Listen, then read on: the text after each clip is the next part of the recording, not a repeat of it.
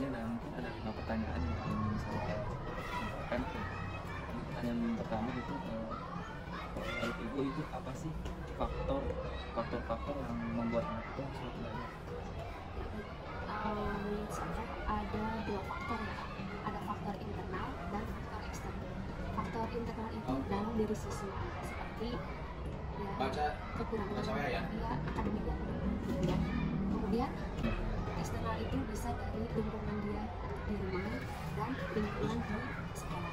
Kalau di rumah mungkin dia main terus, dia tidak ada bimbingan dari orang tua, gitu. Ataupun misalnya karena dia siswanya kurang mampu, misalnya dia kurang mendukung belajar, seperti itu. Kemudian kalau di lingkungan sekolah bisa dari sarana prasarana. Kemudian dari insya Allah sih kalau kenyamanan di kelas insya Allah bisa terhandle ya. Kalau di sini kalau di sini bisa terhandle kenyamanan di kelas. Itu aja sih kalau yang saya alami di kelas saya. Jadi ada 2 faktor ya. Iya. Baik, seperti yang sudah dijelaskan oleh tadi, yaitu ada 2 faktor yang mempengaruhi kesulitan belajar, yaitu faktor eksternal dan faktor internal. Yang dimana kalau semisal faktor internal itu adalah salah satu berupa bentuk mengajar guru. Guru merupakan faktor paling penting dalam pendidikan atau proses belajar saat mengajar. Guru dalam mengkomunikasi pengetahuan pada peserta didik harus memiliki pengetahuan yang mendalam. Guru juga sangat berpengaruh pada tingkat pemahaman peserta didik dan berdampak pula pada kemampuan peserta didik dalam menyelesaikan soal-soal. Nah, kalau semisalnya di faktor eksternal itu lebih cenderung kepada di rumahnya, dia lingkungannya seperti apa, terus juga kondisi keluarganya seperti apa. Kalau semisal faktor eksternal kayak gitu. Kalau di kelas ibu itu yang mungkin mohon maaf ya, anak-anak total siswa yang peserta belajar itu berapa? Kurang lebih ya, dari 40 siswa kurang lebih itu ada 10 siswa.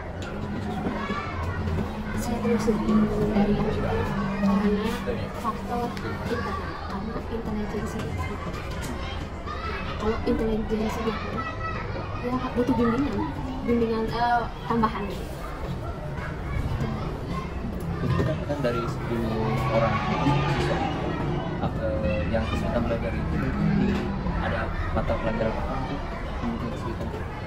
Hampir semua. Ya parah banget sih, ada satu orang parah banget gitu, yang kalau yang lain hanya di beberapa mata pelajaran. Kalau yang satu orang itu hampir semua mata pelajaran. Jadi dia bisa membaca tapi tidak bisa memahami gitu. Ketika dia dikasih soal, dia bisa baca tapi nggak ngerti gitu apa maksud dari soal itu.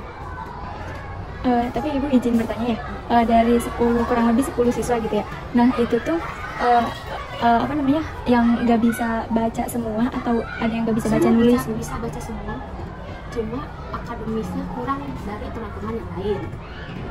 Kalau semisal dari 10 siswa tersebut itu untuk menulisnya itu dia udah bisa jadi baca tulis bisa, tapi yang satu itu tidak bisa memahami.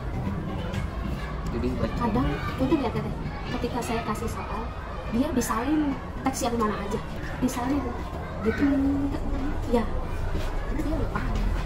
Kalau yang lain yang dari 10 satu itu kata saya lebih butuh bimbingan sekali gitu. Yang 9-nya kata saya kategorinya wajar, cuma dia di bawah teman-teman yang lain gitu aja. Karena yang satu ini ketika kelas rendahnya ketinggalan baca tulisnya. Di kelas 5 sudah bisa baca tulis, cuma tidak paham. Itu faktornya Pak, itu faktor dari internalnya. Kalau orang tuanya mendukung dari faktor ekonomi, dari intelijensianya. dari kesulitan belajar itu ada orang kan ada 3 orang. Apakah dari anak itu pasti kan dalam kesulitan belajar pasti ada alternatif lain untuk bisa memahami pelajaran itu? Apakah anak tadi itu hanya memilih diam atau bantuan lainnya? Dia minta bantuan temannya. pintar bisa. Jadi kalau ada itu dia suka nyari-nyari jawaban ke temennya. Kalau nggak dia nyalin teks yang mana aja. Nah, sama saya sudah dikasih jam tambahan belajar di luar jam belajar. Ya. Ya untuk mengejar itu ada sih. Ibu mau bertanya lagi ya. Menurut Ibu gitu mengenai siswa yang kesulitan belajar ini yang tadi hampir 9-10 orang gitu ya, yang apalagi yang satunya gitu penting ya Bu ya dalam memahami materi pelajaran. Nah, apakah ada pendekatan atau metode Ibu untuk metode atau pendekatan atau metode tertentu yang lebih efektif yang Ibu gunakan gitu di kelas itu? Apakah ada? Sejauh ini saya pendekatan ke anak itu dengan jam tambahan belajar di luar belajar di sekolah, maksudnya misalnya pulang sekolah dia sejam belajar itu untuk ya remedial gitu ya. Jadi untuk mengejar ya seenggaknya dia tadinya 20 dapat nilai 20 jadi naik meningkat sedikit. Untuk itu jam pelajaran tambahan tersebut apakah itu di sekolah atau di luar di sekolah? Berarti ketika yang lain pulang dia belajar gitu ya. Belajar itu dalam siswa dalam membimbing kesulitan terbesar Ibu dalam membimbing anak. Kesulitannya nggak ada sih ya, kalau mana kooperatif gitu. Anaknya ya ikut juga antusias karena mungkin dia daripada aku nanti nilainya itu lagi jauh lagi gitu kan, dia ikuti aja gitu. Ketika kita sudah berada di dalam kelas, lalu kita menanyakan satu persatu kepada siswa tersebut yang 10 orang itu. Nah, dari 10 siswa tersebut yang mengalami kesulitan belajar, namun ada satu siswa yang benar-benar kurang dalam memahami pelajaran, dan bahkan dia bisa membaca dan menulis tapi dia tidak bisa memahaminya. Setelah kita telusuri, memang anaknya itu cenderung lebih banyak diam.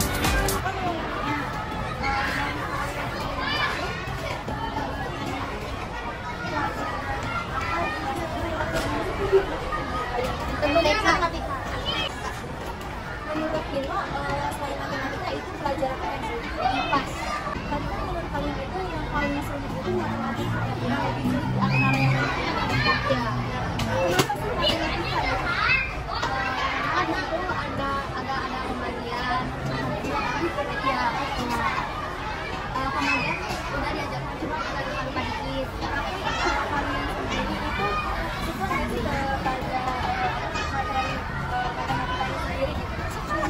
Assalamualaikum warahmatullahi wabarakatuh. Alhamdulillah wassalatu wassalamu ala Rasulillah wa ala alihi wa sahbihi. Kenalkan, saya Ade Darmas Putra. Saya Tuliswaya Putri. Saya Fitriyanti Sarita. Di sini kami akan membahas hasil observasi kami yang bertemakan tentang kesulitan belajar di kelas 5, tepatnya di SDN Bangun Sari 02.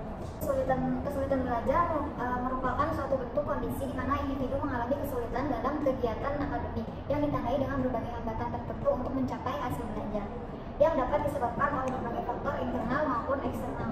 Kesulitan belajar juga diartikan sebagai suatu keadaan di mana anak didik atau siswa tidak dapat belajar sebagaimana mestinya.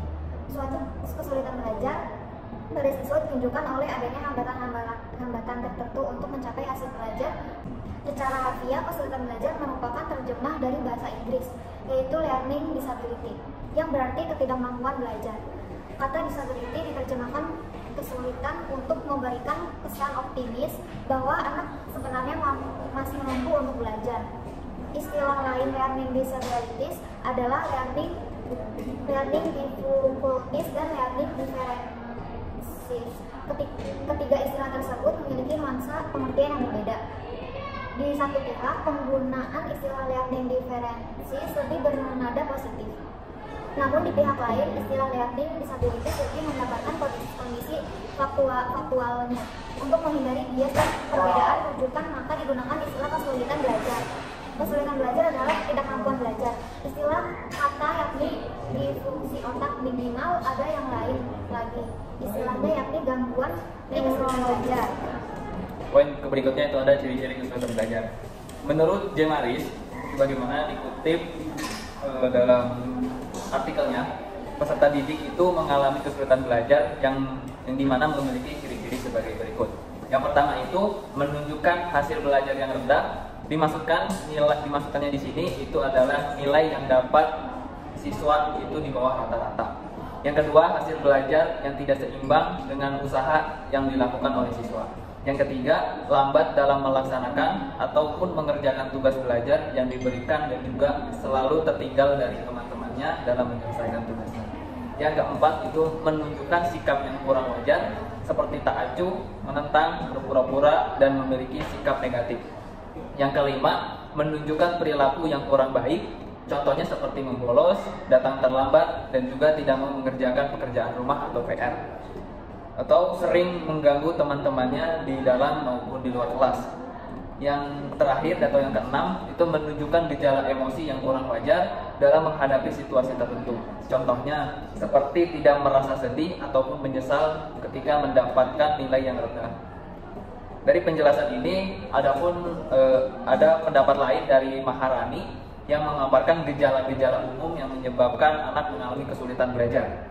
Hal ini meliputi yang pertama, menunjukkan hasil atau nilai belajar yang rendah di bawah rata-rata nilai yang dicapai oleh individu ataupun berkelompok. Yang kedua, hasil yang dicapai tidak sebanding dengan usaha. Yang ketiga, lambat dalam melaksanakan tugas-tugas kegiatan belajar yang diberikan kepada siswa. Yang keempat, menunjukkan sikap yang kurang wajar seperti tak acuh, menantang, mencari perhatian. Lalu yang terakhir, menunjukkan tingkah laku yang bertentangan dengan aturan seperti membolos, terlambat, dan lain-lainnya. Selanjutnya cara mengatasi kesulitan belajar. Yang pertama itu ada mengajak siswa untuk aktif saat proses pembelajaran. Cara pertama yang bisa digunakan untuk mengatasi kesulitan belajar adalah dengan mengajak siswa untuk aktif saat proses pembelajaran, di mana guru bisa melibatkan siswa dalam berdiskusi saat sedang menerangkan materi pelajaran. Yang kedua, menciptakan suasana belajar yang menyenangkan. Cara mengatasi kesulitan belajar selanjutnya yaitu menciptakan suasana belajar yang menyenangkan. Kesulitan yang dialami seorang bisa terjadi karena suasana belajar yang tidak kondusif. Yang ketiga, jangan belajar sambil bermain handphone. Banyak siswa yang menganggap bahwa belajar merupakan aktivitas yang sangat membosankan. Biasanya rasa bosan tersebut diatasi dengan bermain handphone. Yang kelima, mengadakan belajar kelompok. Yang keenam, memberikan ujian. Yang terakhir, berhenti membandingkan anak. Lalu yang materi selanjutnya itu adalah hasil observasi yang kami lakukan di SDN Bangun Bersari 02. Dari observasi yang kami lakukan, anak-anak lebih cenderung menanyakan ke teman-temannya ataupun bisa menanyakan ke guru-gurunya. Gitu. Selanjutnya itu ada pertanyaan yang kami tanyakan kepada anak-anak. Nah, selanjutnya ada pertanyaan yang ditanyakan kepada anak-anak. Yang pertama, pertanyaan itu kurang lebih pelajaran apa yang sulit bagi siswa tersebut dan apa yang membuat pelajaran itu terasa sulit. Nah, mereka saya mewawancarai 10 siswa, kurang lebih 10 siswa itu cenderung ke pelajaran matematika. Pelajaran matematika itu 90% siswa itu merasa sulit, dan untuk pelajaran IPAS mereka cuma hanya 60-70% dia merasa sulit di pelajaran tersebut.